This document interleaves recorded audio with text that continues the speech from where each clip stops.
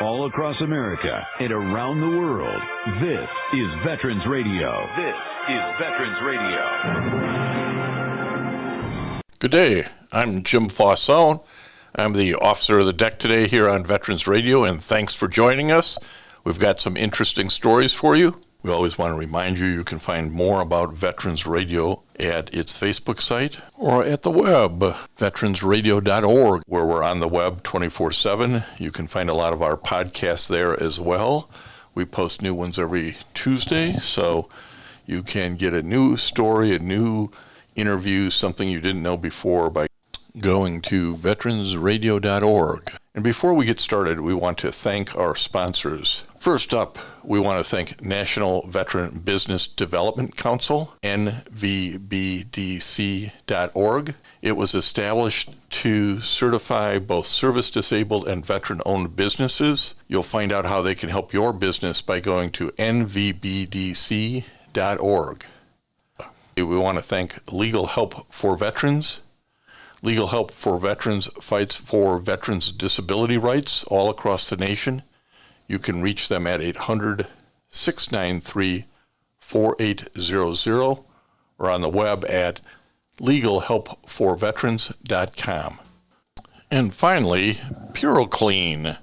PuroClean is the paramedics of property damage. It provides water damage remediation, flood water removal, fire and smoke damage remediation, mold removal, biohazard cleanup. It also has a focus on veteran franchisees. You can learn more about them by going to puroclean.com.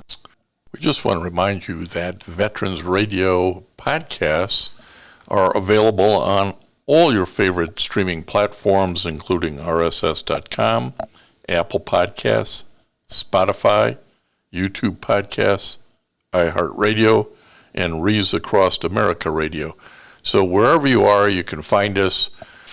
We were recently identified as in the 15th spot, if you will, of the top 100 veteran-centric podcasts by FeedSpot. So we're really pretty proud of being in the top 15.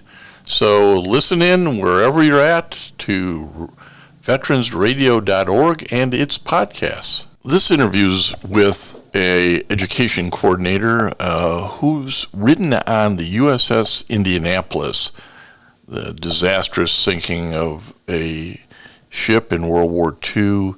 1,000 or so men died horrifically. So a little history, and there's a few lessons to be learned about what your government tells you in this story. So listen in. We want to welcome to Veterans Radio today, Betsy Alexander. She is the resident historian at the War Memorial. And we're going to talk a little bit more about that because that's kind of an unusual both job and location that we want to talk about.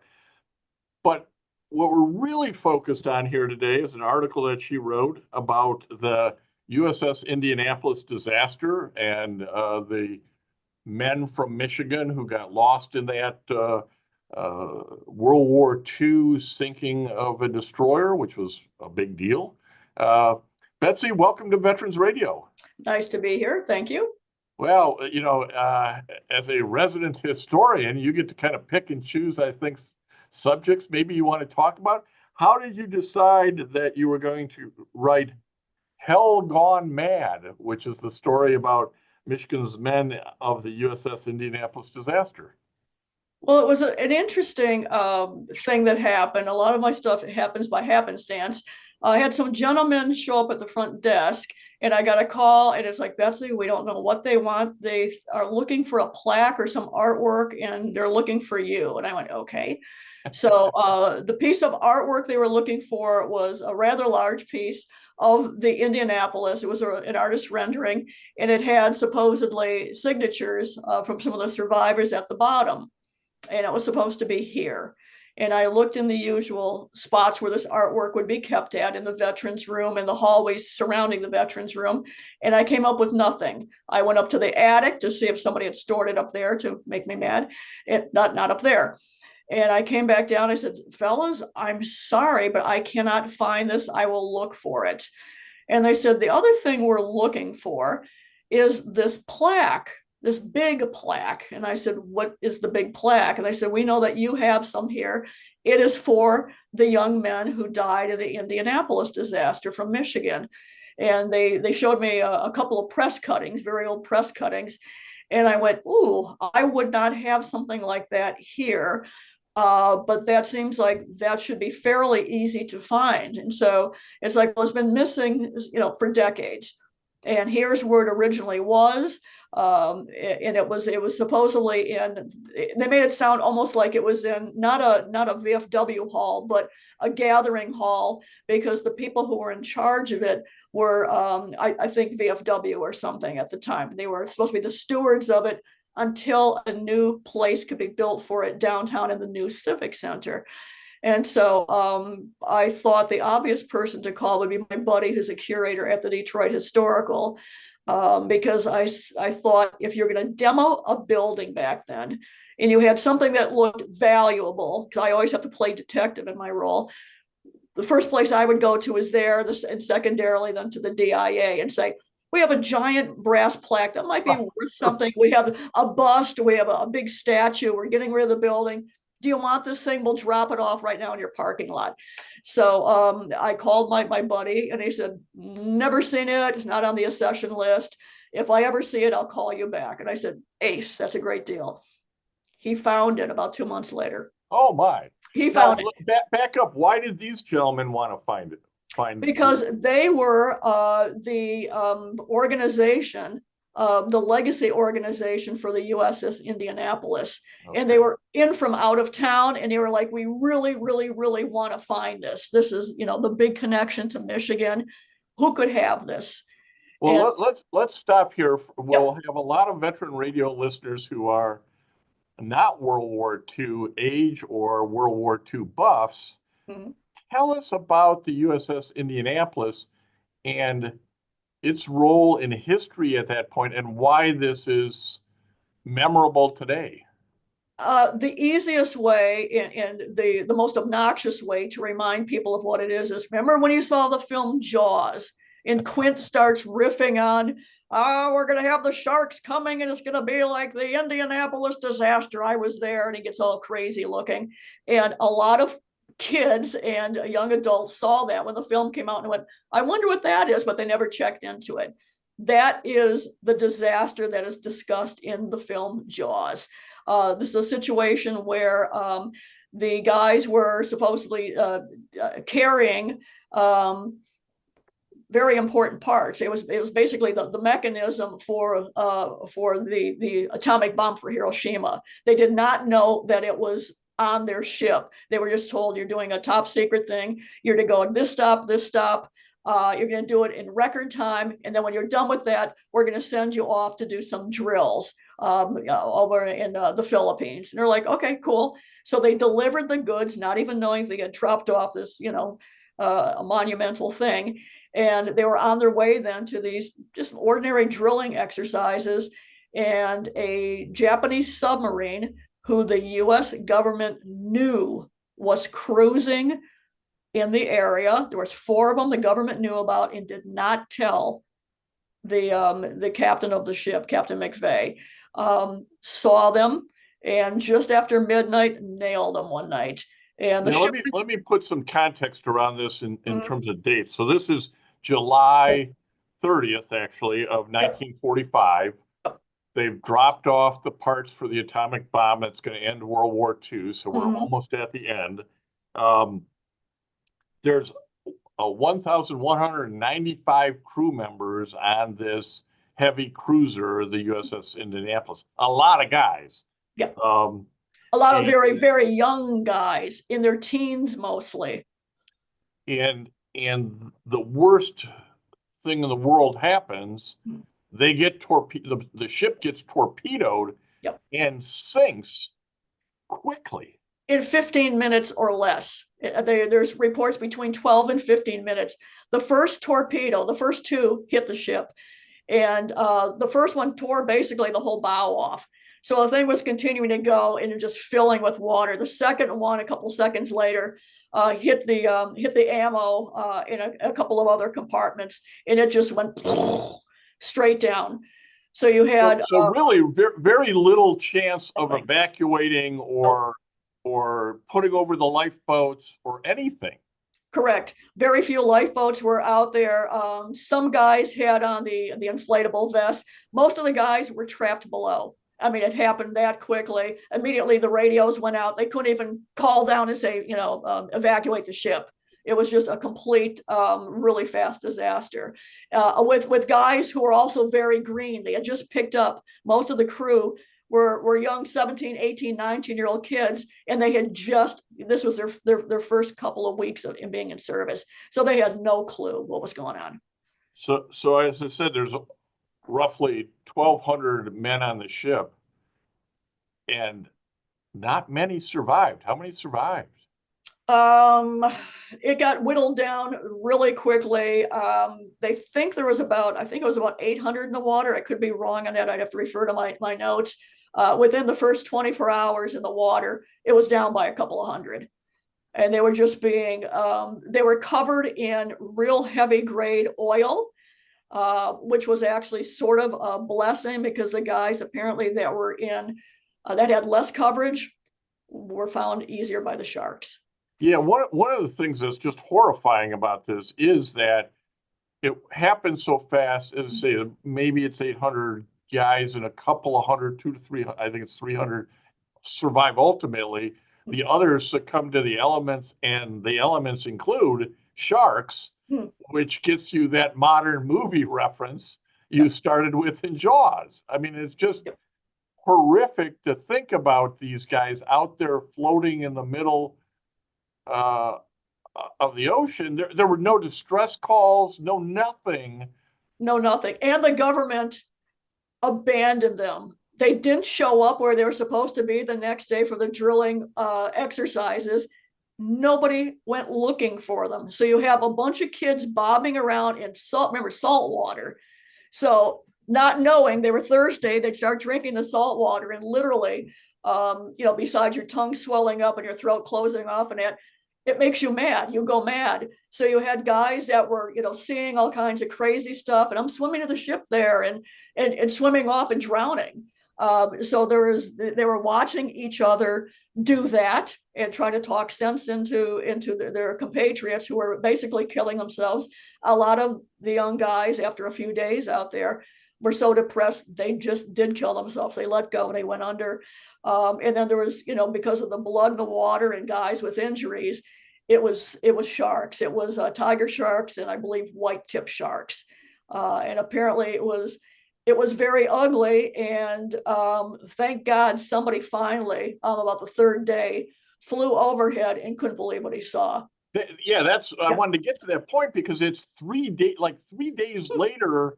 A plane happens to fly by. What's going on down there? Because they had no idea, no clue where the Indianapolis was, and they had obviously lost contact. There was no radio contact with them. It went down so fast. It was almost accidental that they got discovered. Yeah, he saw an oil slick, so he went down, and he happened to be fooling around in the back of the aircraft trying to fix an antenna that was trailing, and he happened to look down. He saw an oil slick, and he's like, "Wait a minute, do we have like a Japanese submarine down there laying oil? I'm going to go down." So he went down to the surface and started seeing guys bobbing, and as he was calling back to the base, he's like, "I've got like 10 guys down here. Wait a minute, I've got like 60 guys. Wait a minute, I got like 100 and some guys down here." They didn't believe him. They still would not believe him when he was calling back to the base. And he's like, "Move, go, do something." It's hard to think. It's hard in 2025 to put your mind in what it was like in 1945, where there isn't kind of like all this sophisticated gear and information and beacons and radio wave signals for survivors and that. It was a whole different time. And the Indianapolis was on this secret mission to begin with. Yeah. And I guess the Navy didn't want to acknowledge it was lost or out there. It actually took the Navy a long time to let the U.S. public know that the Indianapolis went down. Talk about that. To me, that's crazy in a world of instant communication. It was, I mean, some of the stuff they did was I can only say evil. I mean, they first off, they didn't tell the captain that there was 4 subs that was cruising right in there. So it's like, why would you not tell the man to be extra careful? Why would you not give him an escort, which they found after the fact was available? He could have had an escort with him. When they kept calling in other airplanes, and ships just started diverting and talking, not even in code, saying, wait a minute, the bases aren't responding. We need to go. There's guys in the water. So all of those people could have been court-martialed that did that over the next few days. When they finally had everybody picked up and collected and back on land, the government decided to wait until they could do the announcement that the Japanese had surrendered, so that the main headline would not be huge disaster at sea, biggest naval, disaster ever. Guys are, finally back on dry land. The rest are lost. So you had them down in the bottom part as the secondary headline, in the huge letters everybody was reading was about the surrender, which is like one of the final insults, although they managed to continue by then court-martialing the poor captain. Yeah, I want to talk about that too, because it's in your article, Hell Gone Mad for the War Memorial. But this whole idea that they sat on the disaster and didn't tell the families where they had perished, 900 some families, or the 300 some families where your son's still alive, for like 2 weeks. It was the 15th of August, 1945, because they waited until after the atomic bombs dropped, after Japan finally surrenders. Okay, now we'll slide it out. I had never focused on that kind of manipulation of public transparency. It was just really evil. I mean, and it's like they kept compounding. So the government decides, with all this going on, then people are starting to go, wait a minute, what was this other thing that happened with these young kids? So they decide they're going to court-martial Captain McVeigh, saying, well, you didn't zigzag, and that's why you ended up getting hit, and so you endangered the crew and you've done terrible things, whatever. And it's like, it was said at the time that even if he zigzagged, the court-martial should not have happened, because he still would have been hit. Now, to really cap things off, the U.S. government brought in as their chief prosecution witness Captain Hashimoto, the guy that torpedoed the ship. So you have Perry Mason bringing in the murderer to talk about what went on. And the guy, Hashimoto, got in there and he said, they could have done anything on the planet. They were so close. They were under 5 miles away from me. I had them. I'm surprised every torpedo didn't hit them. There was no way this man could have escaped. He did nothing wrong. No zigzag, no nothing. They were going to die. And that was government. McVeigh gets court-martialed. His career ends. It impacts the rest of his life. Yes, very, very sadly. And his men testified for him. All the reunions, they still thought he was the greatest thing. They tried from the get-go to clear his name, going, no, this man should not have been court-martialed. They always called him captain, even though he had a paper, pay grade. He considered himself a captain, one of the guys, and that's what they referred to him as. Finally, when he was 70 years old, it just took too much of an emotional toll. He had not only survivor's guilt, but he had these mothers and whatnot who were going, you killed my son, you horrible man. And he walked out into his backyard and blew his brains out. And today, we maybe have more focus than we had back then on veteran suicide, on the emotional, mental health impacts of service. And obviously, when you're responsible as a captain for 1,200 men and only 300 come home, you can only imagine what the burden that he had to carry on. And then the government, the Navy, the service he's given his life to, piles on and says, it's all your fault because you didn't steer the ship the right way. Just an awful story. And by the time the story gets fixed isn't the right word, but put back on the right path, it's too late. Well, it came full circle really when you had the fellow who was the commander then of the Indianapolis submarine. There's been a variety of ships called the Indianapolis over time, and that was Commander Toti, T-O-T-I, and he was like, wait a minute. This guy should not have been court-martialed. And so he kind of, looking at it, Indianapolis to Indianapolis, he started raising a ruckus saying, wait, this is complete nonsense what happened. So he started doing all kinds of tests with modern equipment and what they knew now. And he proved, and I spoke to him, and I wrote in the article verbatim what he told me. He says, I proved absolutely positively that there was no way, even if he zigzagged, he was not going to be hit. The whole thing, again, he should have never, ever been court-martialed. They were looking for a scapegoat, and everybody knew it. Nobody on the other side got in trouble. None of the military guys for not looking for them or not telling them that there was 4 subs out there. The sub one of the subs 2 days before had already blown up another American ship. They knew the 4 subs were out there. And then Hashimoto spent the rest of his life, he became apparently a Shinto priest, and he spent the rest of his life trying to clear McVeigh's name. Here he is, the guy that did it. It's like, I had nothing personal. This was orders, but no, the guy was railroaded by the government, and then you brought me in to testify against your guy. So it shows how outrageous it was. And it also and wearing your mantle of historian here for the Grosse Pointe War Memorial, it also shows you how whatever we learn in the near term to a disaster may not be the real answer. We may not have all the facts, and only looking back in hindsight, and I think it was maybe 2000 Congress exonerated McVeigh.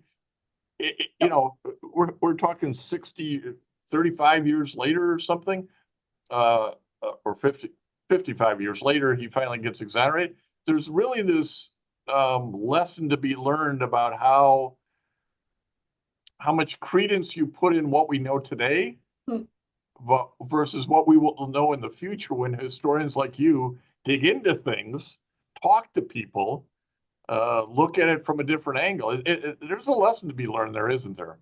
There is, and there's also, I mean, you look at between Hashimoto and then the kid, literally the kid that really kicked everybody up the rear end, whether they wanted publicity because it was a high school kid for his History Day project, said, wait a minute, I've heard about this. There's no information out there. He had just seen Jaws. And he's like, how come I can't find information on the USS Indianapolis? So he went out and played detective, and he interviewed, he had about 800 documents that he physically went through. He interviewed 120 of the survivors at that point. And he was like, this whole thing is fishing. He did his History Day report, which I'm surprised this didn't go to the Nationals. It lost out in Florida. And I'm very involved in History Day, so that's what I also zeroed in. I was like, these are one of our kids. He went and he proved that this whole thing was a bunch of nonsense and laid it out. And he started making the rounds of the news shows, and then it escalated up to like the David Letterman show. And so people were like, well, what is this? Wait, what is this thing again? This was Jaws and this young kid, and blah, blah, blah. And they started listening. So the right people got together around him and said, look, we can get you in to talk to Congress. Why don't you go and present what you've got in Congress? Toti came in, also was pushing as part of that. Joe Scarborough from Morning Joe was involved in this back when he was in Congress, and he laid out what the deal was. And the kid is actually probably the one who pushed over the top, getting McVeigh exonerated and getting the full story out as to what happened to these guys. Compliments of the military completely botching the whole thing. Well, and you write about this 12-year-old. He was 12-year-old student in Florida. Hunter Scott's his name. This is 1997, and he kind of gets this all restarted again. It's really amazing story of how that gets going, and then we continue on. I see you, and you have pictures in your story which are really fascinating about the wreck of the USS Indianapolis finally being found in the ocean. Yep. Yeah, they thought that would never be fun. It is so far down, it's way deeper than the Titanic is. It is about as far as you can go down in an ocean at the bottom. And because it's so far down and there's like no movement or anything down that far, it looks as if it just went down yesterday. There's no rust or anything on it. You can read very easily the number on the side. It's like, oh yeah, that's the Indy. Everything is right there and spectacular looking. So that was again, a bunch of civilians who went down. This wasn't the Army or the Navy or something doing looking for it. These were a bunch of civilians who said, let's try to find this one. We've found some other wrecks. And again, it was people going, wait a minute, we got it now. See, this isn't right. Let's help. People keep telling the story to try to put the thing right. There's so many little facts that if you gather them, they change the whole perspective. Mm-hmm. You started with a bit of a mystery of the missing plaque. Yep. What happened to the plaque? The missing plaque. So Bill finds the plaque in the back of I call it the bubble car garage, in the very back of at Fort Wayne, the collections, the old collections building down for the Detroit Historical Society. He found that plaque, and next to it was the other plaque. I had asked him, if you ever find the plaque for Fred Elger, let me know. And he goes, Betsy, I found both of them together. And I'm like, oh my God. So it's like, okay, what are you going to do with the plaque? Because people need to see it. And obviously he gets to make the final call because he's holding the plaque now. So we give him the entire story of the parts we know. Like I said, this wasn't even in their records because they used to just take stuff in willy-nilly when it was under different management, when it was a city. And so there is we had a plaque unveiling a couple of weekends ago at the Detroit Historical Society. You can go down now and go to the Arsenal of Democracy section up on the second floor, and you can see the USS Indianapolis plaque that was for the 70-some young kids from Michigan who went down, and it was paid for by the parents of the boys who died. Oh, thank God it didn't get melted down. I mean, you sort of go, oh no, did that get melted down somewhere along the line? So. And you have that again in your article, a picture of it, which is sort of moving, and it becomes. Did you ever find the other piece that the folks came to the front door and asked about, which is the with the signatures? I got a call from one of my buddies who was in our facilities department. He's like, "Hey, Bets, I'm in the bathroom right now, and there's this ship, and I've always wanted, this kid loves ships and shipwrecks and stuff." And I said, take a picture, not of you in the bathroom, but take a picture of what you're looking at, send it to me right now. So he texted to me, and I said, where are you? What bathroom are you in? He was in where the facilities guys go wee-wee, Oh. I don't go in here. That's where the dudes do their, whatever. And I said, that thing is coming off the wall.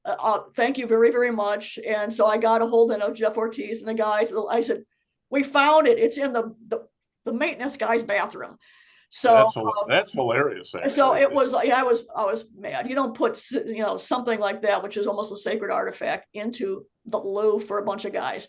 They asked then if they could show the piece of artwork. So that was also at the unveiling ceremony.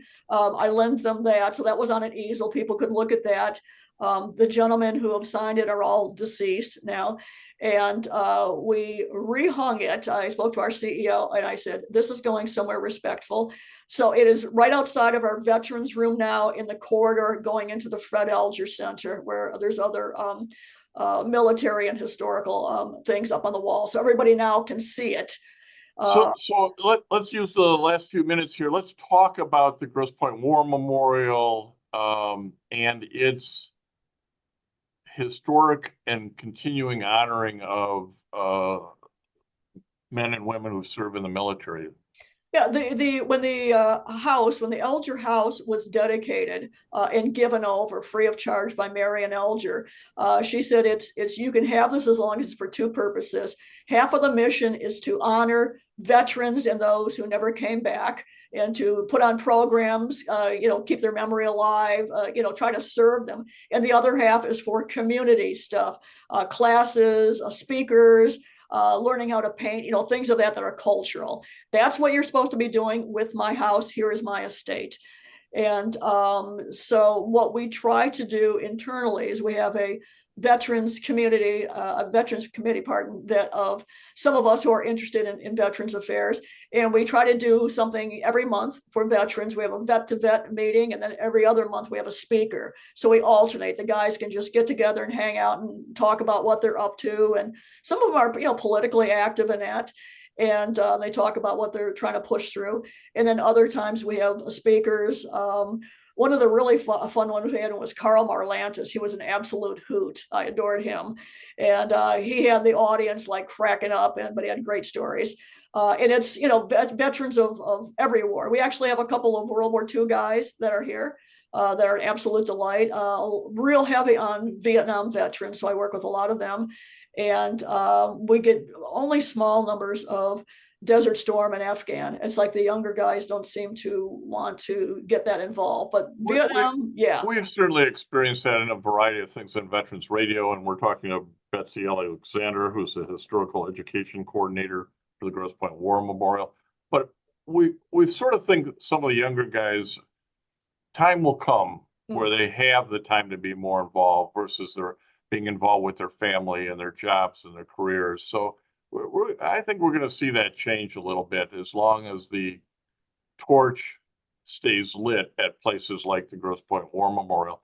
And if you're out there and going, I don't know about this place, it's beautiful, a beautiful house. Beautiful house is the wrong word, mansion, event space right on Lake St. Clair. The website is warmemorial.org, where you can go and look at it. A lot of weddings occur there, those sorts of private events as well. But Betsy, as we close out here, tell us about some of the other areas that you've ridden on and that you've focused on. I certainly see that you have your POWMIA shirt on, and I've looked at some of your other articles. So elaborate a little bit. I try to feature a lot of the POWMIA guys. It's like the Vietnam veterans were treated poorly enough, but to completely forget about people who never came back from any war is just absolutely unconscionable. So I'll do profiles on fellows. Usually they're Michigan guys.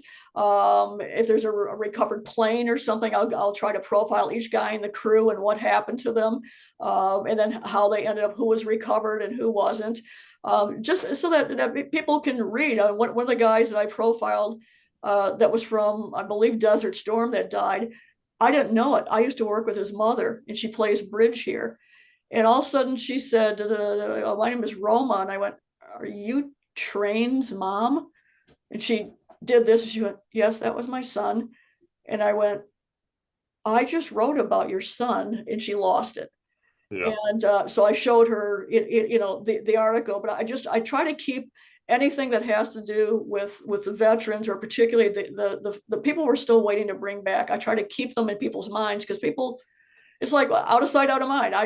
Who cares? And it's like, there are people that still care. And there are something like 88,000 men primarily who are MIA. I mean, it's a big number. It's surprising it's such a big number. It's huge. Some of the stories are unbelievable. And I end up, usually a story will start out with, okay, this guy looks interesting. And then I start going down the rabbit holes like, wait a minute, his son was born 5 days after he was killed. And now the son has always had issues because he never met his dad, and he feels like he has to live up to something. So he ends up talking to his old CO, and his CO says, here's the map, go walk where your dad did. So the kid goes to Vietnam with his dad's map. I mean, it's just, it ends, you never know what you come up with writing about these guys. It's amazing. Well, that's the beauty of being the historian, is you get to do that research and find those stories and twists and turns that have been kind of lost to time, but are too important to really lose to time. You got to get them down on paper, or you got to get them in a digital format so that they're there for the future, don't you? And the families want to turn over things to you. It's like somebody's interested again. Oh my God, nobody was interested. We thought we were forgotten. Train's friend from high school apparently has a bunch of stuff he wants to lay on me. There's a book that we're going to be doing. Most of the book is going to be done by a lady named Lisa Lark. We're going to try to profile everyone from the Civil War forward that happens. They wanted to keep it just to Grosse Pointe. I wanted to do all of Michigan, but I got outvoted on that. But I'm going to reprofile Train and get some of the tchotchkes that his friend has, or might be like athletic sweaters and stuff like that. Because then once people see that, then they bring back and I go, these were guys. This was somebody's kid. This was somebody's husband for 3 weeks, and then he was gone. Once you start seeing the stuff or handling the stuff, it's just it gets really heavy. It's really heavy to write about them, let alone when you start touching their stuff. Yeah, it really brings it alive. Yeah. Betsy Alexander from the Grosse Pointe War Memorial, we appreciate the time that you've given to Veterans Radio today to talk not only about the USS Indianapolis disaster in World War II, but bringing it forward to what's still being done today to make sure we don't forget all these men and women who are in service of the country. I really appreciate it, Betsy. Thank you. Thanks for having me on. And I want to thank everybody for listening to Veterans Radio today. I am Jim Fausone. It's been a pleasure to be your host. I'm a veterans disability lawyer at Legal Help for Veterans, and you can reach us at 800-693-4800 or legalhelpforveterans.com on the web. You can follow Veterans Radio on Facebook and listen to its podcasts and internet radio shows by visiting us at veteransradio.org. That's veteransradio.org.